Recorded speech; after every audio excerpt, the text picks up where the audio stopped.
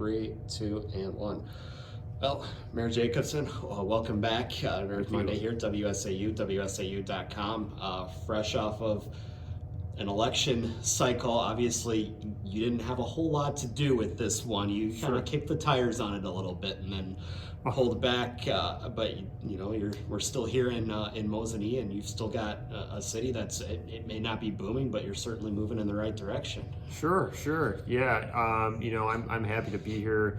Local politics, local government is very rewarding, and I enjoy doing it because, as you think about it, at the local level, you're closest to the people. And I mean, I see these folks all the time in the hardware store, in the grocery store. You have to answer to them for your decisions, but you also get to celebrate your successes with them on a more personal level. That's what makes local government so much fun. Yeah, and in some cases, I'm sure you being an attorney as well, you've even defended them a time or two, right? And, perhaps.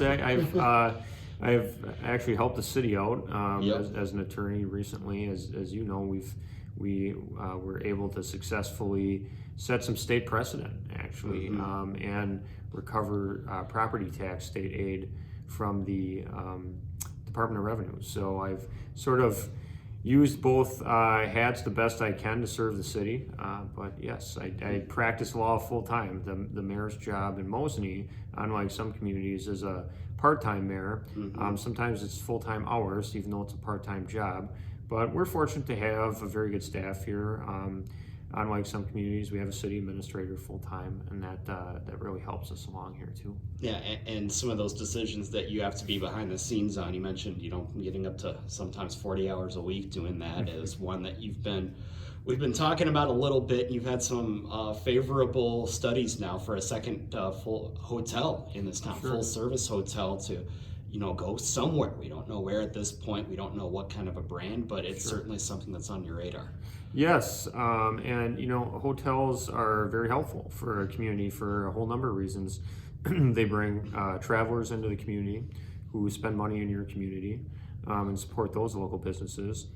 They're a significant source of property tax revenue, and also they're a source of room tax revenue. Room taxes, under state law, we have to use approximately 70% of them to support tourism in our communities. And we do that by forming a tourism commission, which we have at the city of Mosinee. And that commission has actually funded a lot of local events using room tax dollars. So we keep the money in the community and spend it on, even though we're restricted on how we can spend it, so we can't take the money and buy a new fire truck, and we have to spend it on tourism, but we're at least able to keep that in the community by having a tourism commission. And we have one hotel already. And as you mentioned, we have some favorable feedback on a second hotel. We did a feasibility study, so that's where you bring in an independent consulting firm that does interviews in the community, looks at a whole number of factors, and then says yes or no, that your community would or would not be feasible for a hotel of this size. And we had a positive study, so we spent the money on that. We got a positive study, and then that can be used to shop out to different hotels that may be interested in expanding, so they can see that it'd be positive for them to come here. And we do have some, I would say, very serious interest from one hotel right now that's looking to come to our community, approximately 55 rooms perhaps, which that's good for us. Again, it would be very helpful for property taxes, bring people into the community, more room taxes, and it just shows that Mosinee is a place that is not contracting or staying stagnant. We are moving forward with people that want to come and do business here, stay here. So as much as you can say, what went into that study then, let us know, what is it that's kind of a driving factor behind getting another hotel here? Is it the airport? Is it some of those events that you mentioned, or how you could grow some of those events? What is it that's bringing the need for this? Well, we're growing, and I think that is a big driving factor. You've seen our downtown take off as an attraction for people. We have a new brewery downtown. I always talk about that. We have a new restaurant in town, downtown. So a hotel looks at that and says, well, there's things for people that want to stay at our hotel to do in the community. In addition to that, our business park, which is a great asset to our community, has been just growing since we've come out of that recession era. We've seen a lot of expansions out there. Greenheck, I think 20,000 square foot manufacturing expansion. Aero Global is on the second of several phases of manufacturing expansion. And Transport Refrigeration, brand new business, came into the business park. Wisconsin Mechanical Solutions, brand new business, came into the business park. All this has happened in just the last 4 years that I've been here. And I'm extremely excited about it. I think a hotel is extremely excited about it because that brings in, for some of those businesses, not all, but some, they get business travelers. And as you mentioned, another driving factor is that our airport's doing well and is located right across from our business park. I think why we've been so successful is because we have on-off interstate access. We have a major airport for our area that has hubs, to Chicago, Detroit, Minneapolis, for people to come into. And the drain, however, that a hotel looks at is where do all those people go if they're not staying in Mosney? We lose a lot of our traffic to Cedar Creek hotels or Wausau hotels if their business event is in Wausau that they're coming in for. Why not keep them here right by the airport? And I am not the professional, but I know that when somebody does the feasibility study for the hotel, those are all things that they look at and that they did look at in our case to say, yeah, Mosney is ripe for a second hotel. Mm-hmm. And any idea that on a timeline on that? You've said you've got some serious interest right now. Obviously, you probably can't tell me a brand or a certain company, but do you have a timeline on when you might be able to release information like that? I would hope very soon, within the next month or two, we would be able to have some information on whether it's a go or not. And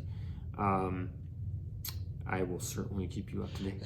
we will certainly be waiting with bated breath on that then, because it sounds like a great project for the city and something that, as you said, a sign that you're going in the right direction, expanding, not contracting, because that's the name of the game in this business right now. Try and keep up, or else you're gonna have all other kinds of problems, right? Right. And talking to some of my city council members, I know they're extremely excited about the fact that we might get another hotel. And for a community of our size, it just shows that people are starting to look at Mosney as not just a place to drive through, but a place to actually stay and do things in. So it's it's wonderful. I mean, I grew up here, as I think I maybe mentioned to you before. My mom still lives in the same house, just a few blocks away. Went to high school here, came back here after law school, and live here now, of course, with my wife. And just in the last 4 years, it's fascinating. I went out the other evening and I picked up something to eat from the Mexican place. I caught a beer at the brewery, and you can go out and do all those things and not leave your community. And for someone who grew up here and oftentimes had to go to Wausau or Stevens Point to do something I wanted to do and just get out of the house, you can stay right in Mosney and have a great time. So it's interesting to see that as somebody who has that historical perspective of when it was not always that way. And speaking of, staying at home and getting those kind of services like that, one thing everybody needs if you're going to be staying at home and making a home here, good clean water. Of course, it's been a topic in Madison, last year being the year of clean drinking water. We've had several studies on it, but here for your municipal system, you didn't have a property tax raise this year. You were just telling me about your water rates and how high they are, and that's something that you'd maybe like to be inspecting or looking at here in the next few years. Yeah, and a couple of things on water quality. We're very proud to have good quality water in Mosney, and another thing we're proud of is we secured several $100,000 of grant money that was available through the federal and state government to help folks in older parts of our community that have lead service lines to have those lines replaced. And we actually took a step forward and made it mandatory. If you have a lead service line, you have to have that replaced now, because we don't want to be in a situation several years down the road where the federal or state government actually makes it mandatory for us, and then the grant money is no longer there and people have to fund it themselves. So you can get your lead service line replaced. We reimburse up to $2,500, which for some folks covers the whole cost.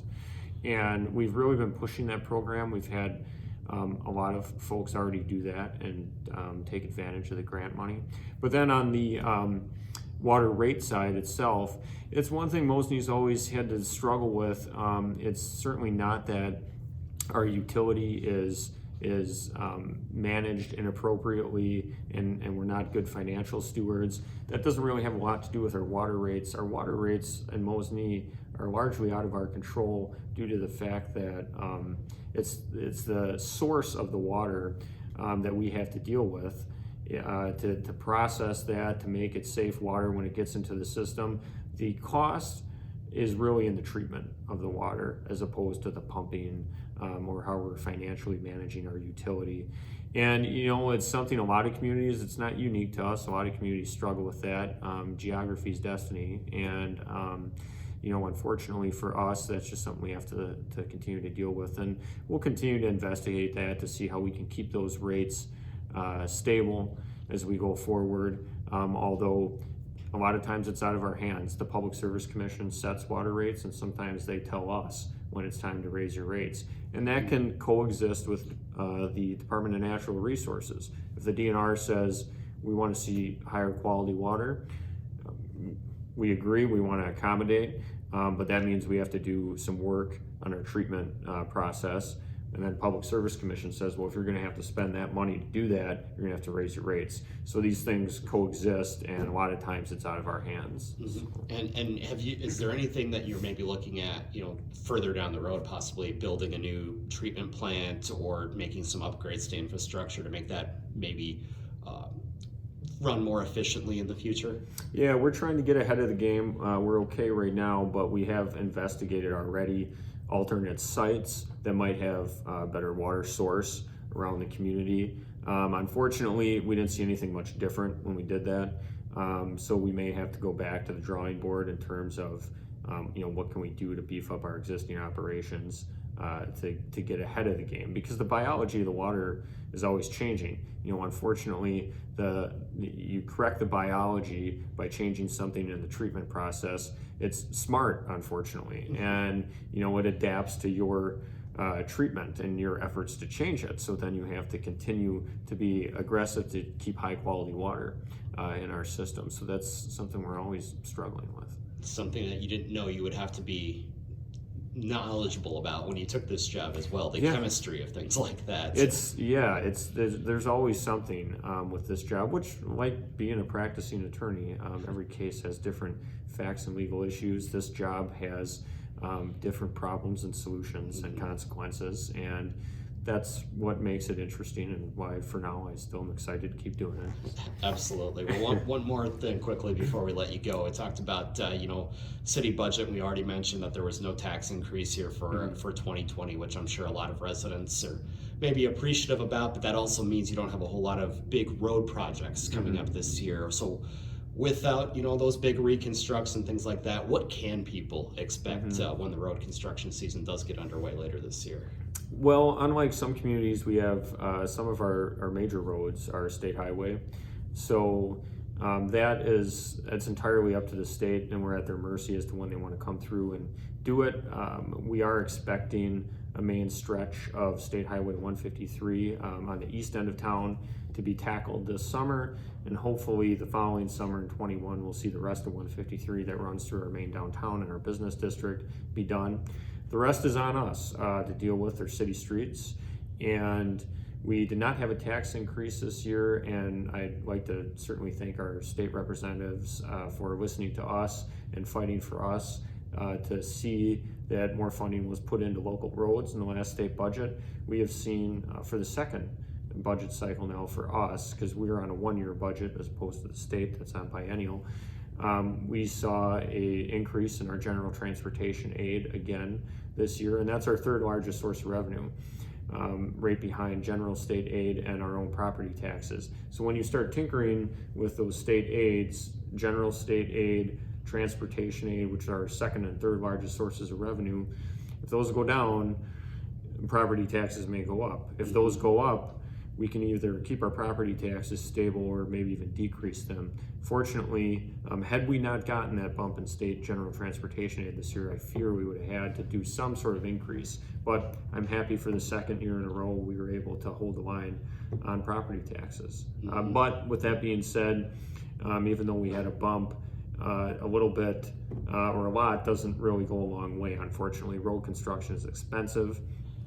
So this year within the city, we're doing some simple repaves of a few city streets that are on. We have a 5-year street plan, and we'll be tackling some of those this year and just doing some simple crack sealing and patching and things to go along. But eventually you have to sit down each budget cycle and say, are we going to get aggressive on streets this year? When I came into office my first year as mayor, we were very aggressive. We did $4 million of street repairs throughout the city, which went a long way for us.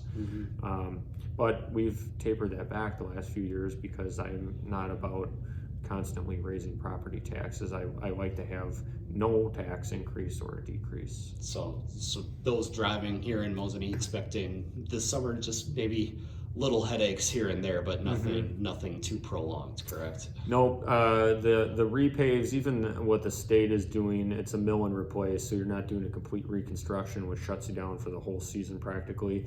You should expect it to be hopefully a minor inconvenience, I would hope. So until we get to State Highway 153, because it sounds like that's going to be that's going to be a little bit of a inconvenience. Yeah, it will be, but that fortunately is just a mill and replace, so they're not getting into tearing up the entire amount of the pavement and doing engineering and things like that. It's just pulverizing that existing pavement and repaving. So. All right. Well, we'll look forward to those projects. We'll look forward to seeing, again, what's to come here this summer as well. Sure. Hopefully, the next time we get down here to talk to you, it'll be a little warmer. Oh yeah, well, I hope so. I'm always praying for warm weather. So. Absolutely. Thank you. Again, we appreciate the time, and we'll chat again in a few months. Okay. Thank you.